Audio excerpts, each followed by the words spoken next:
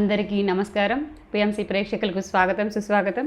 ఉగాది ధ్యాన జ్ఞాన యజ్ఞం 5లో ఉన్నాము. వశిష్ఠ గౌతమి మహాశక్తి క్షేత్రం నుంచి మనం ఇప్పుడు డాక్టర్ బిఆర్ అంబేద్కర్ కోనసీమ జిల్లా అధ్యక్షులు నల్లమిల్లి విజయభాస్కర్ రెడ్డి గారిని కలుసుకుంటున్నాము.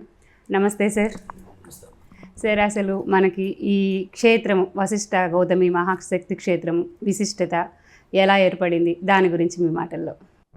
ఈ వశిష్ఠ గౌతమి ధ్యాన శక్తి క్షేత్రం మా మహానుభావుడు బ్రహ్మర్షి పితామహ పత్రిజీ ఉభయ గోదావరి జిల్లాలో రెండింటికి వర్క్ చేయడానికి ఇచ్చిన గొప్ప అవకాశంగా మేమందరం భావిస్తూ ఎందరో మహానుభావులు మరి స్థలం కొనుగోలు దగ్గర నుంచి ఈరోజు వరకు కష్టపడిన ప్రతి ఒక్కరికి కూడా ముందుగా హృదయపూర్వక ధన్యవాదాలు తెలియజేస్తూ మరి ఈ విశిష్టత గురించి చెప్పాలనంటే ఈరోజు పిరమిడ్ స్పిరిచువల్ సొసైటీ మూమెంట్లో అత్యంత పెద్ద కట్టడాల్లో ప్రపంచంలోనే ఒక అతిపెద్ద పిరమిడ్గా నిర్మాణం జరుగుతున్న శ్రీ వశిష్ఠ గౌతమి ధ్యాన శక్తి క్షేత్రం గోదావరి మాత ఒడ్డున ఉండడం గొప్ప మహద్భాగ్యంగా నేను భావిస్తున్నాను. ఉన్న 2 పెద్ద కట్టడాలు కూడా కొండల్లో ఉన్నవి. ఇది ఒక్కటే గోదావరి మాత ఒడ్డున ఉండి మరి ఎంతో ఎనర్జీతో కూడుకున్న విధంగా తయారైంది, ఎంతో శక్తివంతంగా తయారైంది అని అంటే పూర్తిగా కంప్లీట్ అయినట్టు కాదు. 35% పూర్తయింది, ఇంకా 65% పూర్తి అవ్వాల్సి ఉంది. కప్పు పూర్తయింది కాబట్టి పూర్తయిందని అనుకుంటున్నాము. మరి ఈ శక్తి క్షేత్రంలో లోపల పిరమిడ్లో కూర్చుంటేనే కాదు, ఈ ప్రాంగణంలోకి వస్తేనే చాలామంది నిర్మాణం ఆ కప్పు పూర్తయిన తర్వాత చాలా అద్భుతమైన ఎనర్జీ ఉందని చాలామంది మరి మెడిటేటర్స్ ఇక్కడికి వచ్చిన వాళ్ళు చాలామంది నాకు చెప్పడం, మరి ఈ శక్తి క్షేత్రం నేను కోనసీమ జిల్లా అధ్యక్షుడిగా ఉన్న ఏరియాలో ఉండడం మరి మేమంతా కూడా చాలా గొప్ప అదృష్టంగా భావిస్తున్నాము. ఇది అందరి కలయికతో నిర్మాణం పూర్తయింది. ఈరోజు ఈ జ్ఞాన యజ్ఞం 5 కూడా గత 4 ఉగాది యజ్ఞాలు ఎలాగైతే చేసుకున్నామో అంతకంటే అద్భుతంగా అంగరంగ వైభవంగా చేయడానికి ఉమ్మడి ఉభయ గోదావరి జిల్లాల పిఎస్ఎస్ఎం అధ్యక్షుల పర్యవేక్షణలో ఈ కార్యక్రమానికి రూపుదిద్దుకున్నాము. చాలా అద్భుతంగా చేయాలని ప్రతి పిరమిడ్ మాస్టర్ కోరుకుంటాడు. వాళ్ళ ఆశయాలన్నీ కూడా ఒమ్ము కాకుండా ఊహించిన దానికంటే అద్భుతంగా చేయగలిగిన నమ్మకం అయితే ఒక జిల్లా అధ్యక్షుడిగా నాకైతే చాలా గర్వకారణంగా ఉంది. మనకి పిరమిడ్లో ఎంతమంది పడతారు సార్ సాధనకి ఒకేసారి కూర్చోవడానికి? ఒకేసారి 6,000 మంది కూర్చోవడానికి వీలుగా ఉండే విధంగా ఇది తయారైందండి.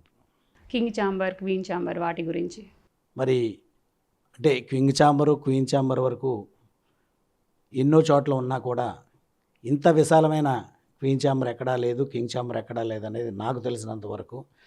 మరి ఇక్కడ వరకపూడి లక్ష్మణరావు గారు డిజైన్లో ఒక అద్భుతంగా, ఎందుకంటే ఆయన్ని పర్టికులర్గా ఈ సమయంలో మాట్లాడుకోవాలి.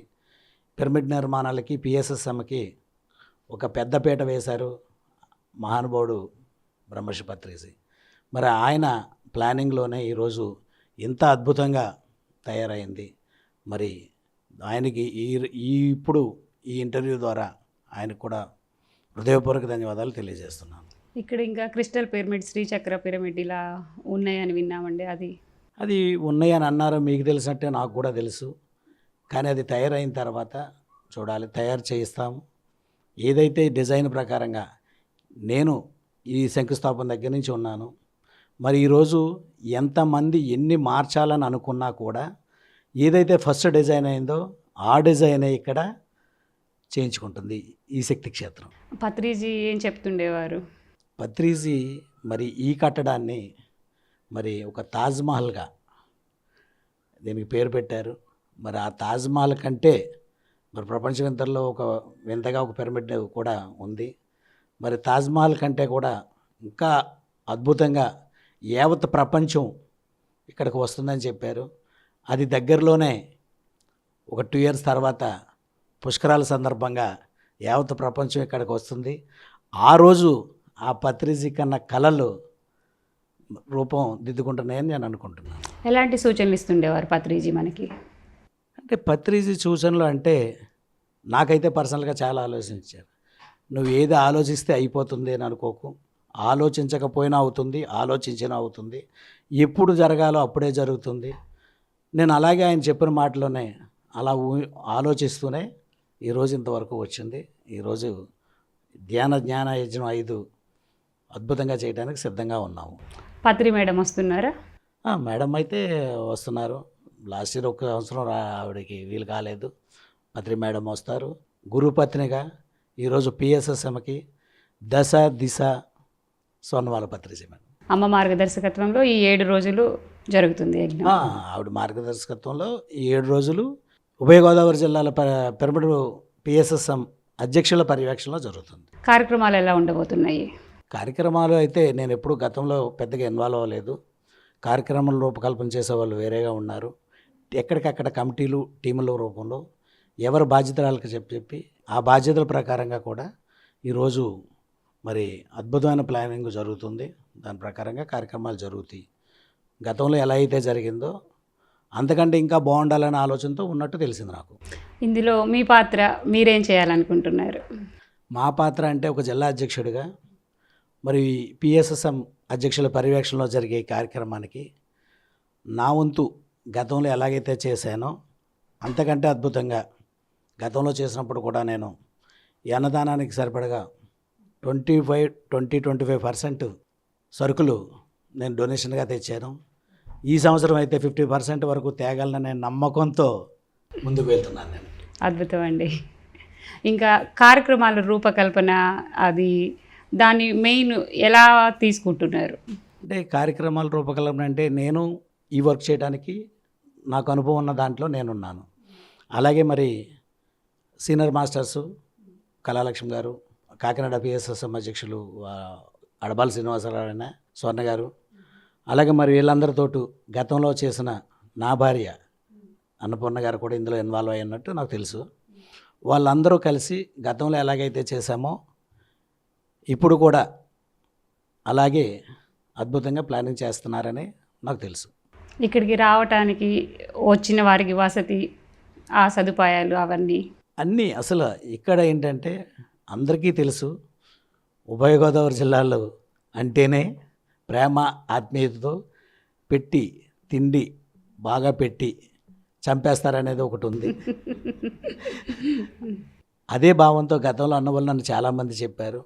మేము కూడా అది కావాలంటే రాదు, అది ఒరిజినల్గా రావాలి, అది మా ఉభయ గోదావరి జిల్లాలో బ్లడ్లో ఉంది కాబట్టి మరి ఆ సంవత్సరం ప్రతి సంవత్సరం కూడా అనుకున్న దానికంటే బెటర్మెంట్గా జరుగుతూ వస్తుంది.